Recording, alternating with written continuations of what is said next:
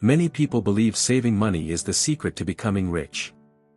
They hold on tight to every dime, scared that if they spend it, they'll end up losing it forever. But that's a lie thrown at you by the same system that wants to keep you working for the rest of your life. The reality is painful: money just multiplies when it circulates. Wealthy people do not hold their money, they invest it. Each dollar they spend is a warrior deployed to conquer more. However, the poor keep their money hidden in cages, believing that's safety, but it's just financial death. You were taught to fear losing. In childhood, people urged you, save your money. Do not take. Play it safe. They didn't know they were giving you the mentality of a servant. The master doesn't fear loss, he uses it. The master understands that the only way to achieve real power is to forego short-term comfort for long-term control. Every kingdom, every fortune, every lineage was established by a person who spent when everyone else saved. Machiavelli understood this many years ago. He believed that power belongs to the people who dare to risk their resources wisely. Ask yourself this: why do you think wealthy people invest millions into companies, business networks, and influence campaigns when they could easily live peacefully with what they already have? It's because they understand that stagnation is like deterioration. When your money isn't working, you're not progressing, you're dying. You think saving money makes you safe, yet safety is an illusion. Inflation eats your savings. Fear hinders your progress. And while you're waiting for the appropriate time, another person is spending their money to buy what you're too afraid to chase: freedom. Let me tell you a secret wealthy people cannot share with you: money hates stillness. It decays in silence. It increases only when it circulates through opportunity, risk, and movement. That's why wealthy people look bold while spending. They are not spending, they're investing in power. Each move is calculated, and each expense is a strategy. Poor people consider spending as a loss. Wealthy people consider it as leverage. Have you ever noticed how the average individual celebrates saving a few dollars while the wealthy spend thousands of dollars to attend private parties, masterminds, or VIP rooms? The difference is not simply wealth, it's psychology.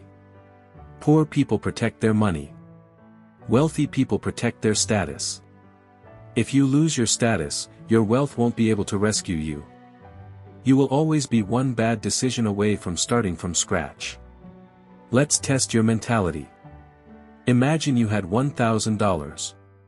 Would you buy stylish clothes, replace your phone, or invest it in something that could earn you $10,000 later? Most people will choose comfort. That's why they remain trapped. They exchange power for pleasure. They buy to attract the attention of those who don't care about them rather than getting access to those who could change their lives. The painful reality: your future net worth is determined not by how much you make, but by what you do with what you make. The wealthy people understand this rule like it's law. Money is an instrument, not a trophy. The instant you begin to consider money like something to protect, you've already lost the game. The game of wealth incentivizes aggression. The universe doesn't pay you for saving. It pays you for taking reasonable risks. You can't build a kingdom from a savings account. You build it through decisions that concern you. But here's the terrible mistake that most individuals make: they mistake spending with investing. They believe all money flow is the same. It's not. When you spend money on escaping discomfort, that's weakness. When you spend to improve possibility, that's power. The poor spend money to look rich. The rich spend money to get richer. Every decision is filtered through one question: will this make me stronger in the long term? Think about that. The wealthy people aren't just wiser with money. They're colder. They treat every dollar as an instrument. They spend it to eliminate weakness, to buy knowledge, to buy time, and to buy power. Meanwhile, the average individual spends to alleviate pain, to feel comfortable, and to pretend. It's not the amount of money that counts. It's the mentality behind its progress. And if you believe this is about greed, you've missed the point. This is about survival in a system meant to celebrate motion and punish stagnation. Look around. Opportunities don't wait. They move quickly, and they reward those who are bold. Once you stop moving, you become insignificant. Machiavelli would call that the death of fortune, the instant fortune abandons you because you fail to take action. Now let me ask you something honest. How much money have you lost by playing safe? How many golden opportunities have you missed because you were afraid to spend? Perhaps it was a course you didn't purchase, a business you didn't start, or a connection you didn't pursue. You convinced yourself you couldn't afford it. But in reality, you couldn't afford not to, because every time you postpone development, another person is buying your future with their determination. The powerful understand you don't. Every decision you make with money either improves your control or undermines it. Each purchase is a vote for the life you want. If you are always purchasing distractions, you're voting for mediocrity. If you're spending on knowledge, resources, and leverage, you're voting for power. Wealthy people don't ask, "Can I afford this?" They ask, "What will this cost me if I don't do it?" That's the forbidden rule. Poor people think in price. Wealthy people think in terms of cost. Price is what you pay today. Cost is what you lose later if you don't act. A poor guy says, "That's too expensive." A wealthy guy says, "What will it cost me if I remain the same?" That single mentality change separates people who flourish from those who go down. You might think this sounds cruel. It is, because the game of money is cruel. The world favors people who understand movement, leverage, and rhythm. It punishes people who wait. You have been taught that patience is a virtue. That's only valid for the weak. For the powerful, patience is a weapon. They utilize it wisely, not passively. They wait only when it enhances their odds, not when it protects their fear. So, here's a dark reality: if you are not using your money to purchase power, you're being used by a person who is. Every penny you hoard is working for another person. While your money falls asleep, theirs is awake, compounding, developing influence, purchasing access, and creating chances to flourish. You are saving your money in a bank. That bank is utilizing your money to make itself wealthy. You're saving for safety. Inflation is secretly stealing from you every day. The game is not fair, but it is learnable.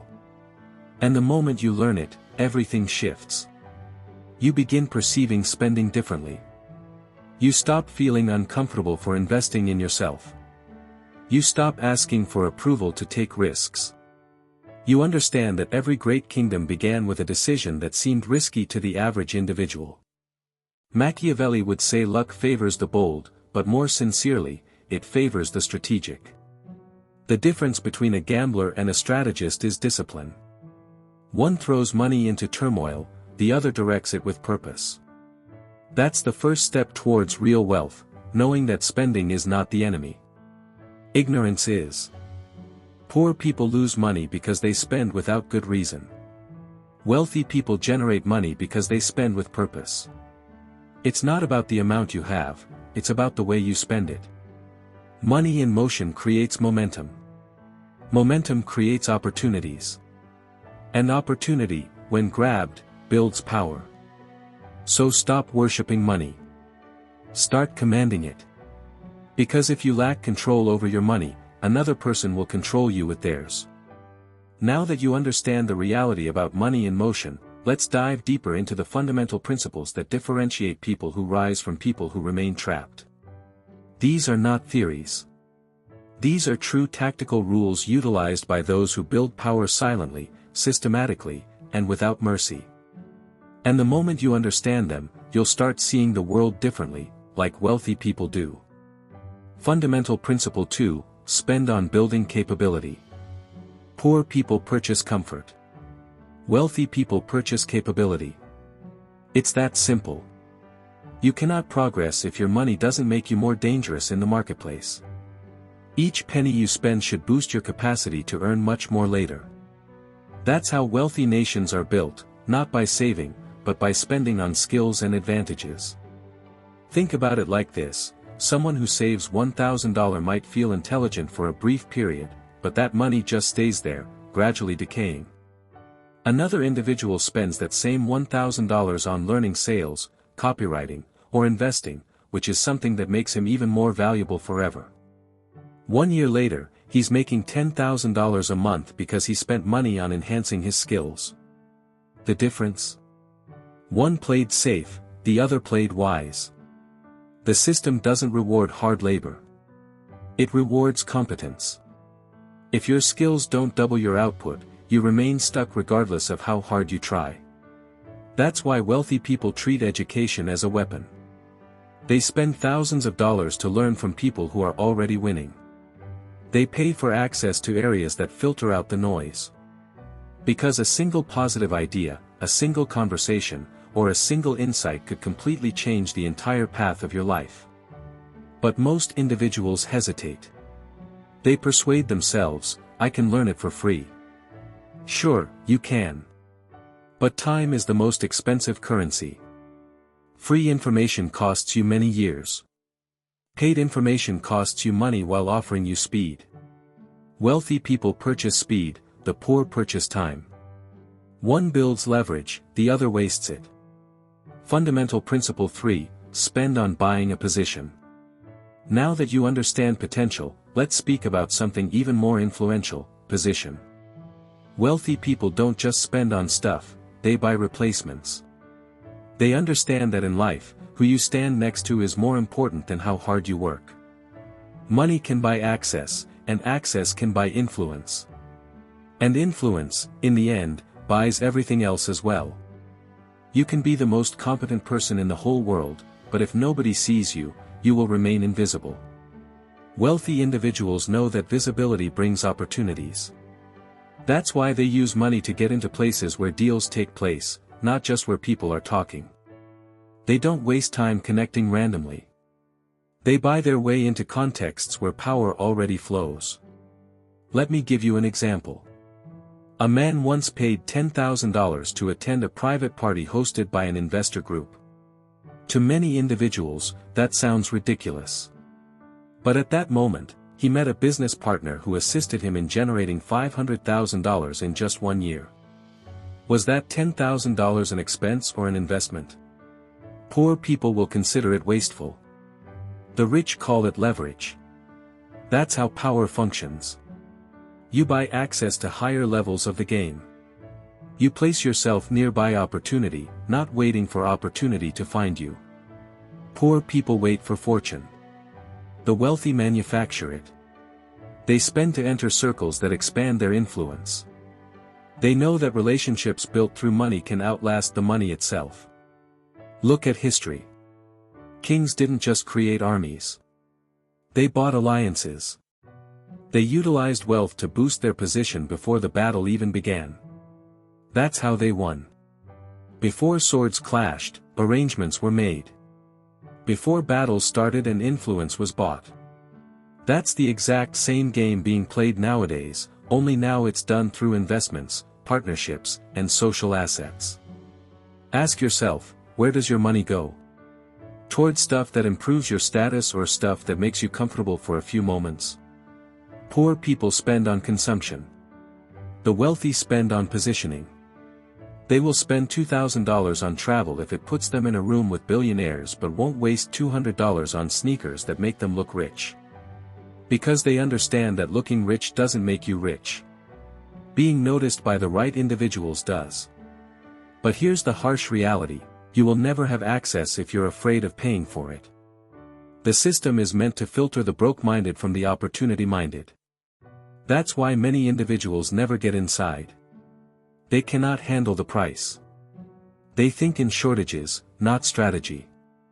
They see doors as walls, yet every door opens with the right payment, not necessarily in money, but in value, sacrifice, or courage. Let's say you want to set up a business. You can try doing it alone, gradually and painfully. Or you may pay for mentorship, join a high-level group, and acquire knowledge directly from people who have already achieved it. One strategy costs money, the other costs time. You choose your price. But either way, you pay. So stop asking how to save money. Begin asking how to utilize money to buy a position. Because when you are in the right place, chances chase you instead of the other way around. The higher your position, the less work you need. That's leverage, the skill of making other people or systems work for you. And the moment you taste that kind of power, you will never go back, because you will understand that the purpose was never just to generate money. It was to make money work for you. That's something that separates the wealthy from the poor forever. Machiavelli would call it the art of managed risk. Spend deliberately to enhance your position before making your next move. You don't enter the venue blind. You pay for knowledge, connections, and weapons. Then you strike. That's how power is built, quietly, slowly, with money as your weapon. Fundamental Principle 4, spend to gain leverage. Leverage is the secret engine of every fortune. It's what allows one guy to regulate the efforts of 1,000 without lifting a finger. It's what converts a single decision into an endless chain reaction of wealth.